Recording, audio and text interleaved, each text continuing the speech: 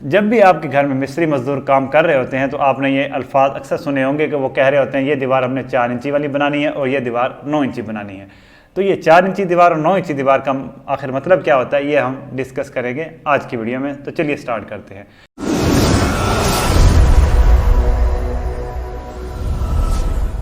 तो बेटा बात यह है कि जो ईंट हम इस्तेमाल करते हैं मकान बनाने के लिए, उस ईंट की जो चौड़ाई है वो होती है जी 4.5 इंच। और अगर आप 2 ईंटों को बराबर बराबर रख लें तो ये टोटल चौड़ाई हो जाएगी 9 इंच। तो ये 4 इंची दीवार या 9 इंची दीवार जो कहा जाता है, ये दीवार की मोटाई को जाहिर करता है।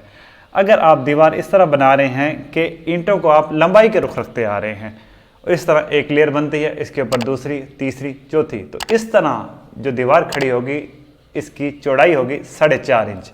और मुख्तसरन ही इसको हम कहा दिया करते हैं कि ये 4 इंची दीवार है। इसकी बजाय अगर आप ईंटों को लंबाई के रुख रखने की बजाय चौड़ाई के मद में रखें और इस तरह एक लेयर बनाएं और उसके बाद अगली लेयर में आप ईंटों को लंबाई के रुख रखें डबल डबल, तो इस तरह जो दीवार बनेगी वो दीवार होगी 9 इंच मोटाई की। उस दीवार को कहा करते हैं हम ये 9 इंची दीवार है। अब हम थोड़ी बात करते हैं कि कौन सी जगह पर हम 4 इंची दीवार बनाएंगे और कौन सी जगह पर 9 इंची दीवार।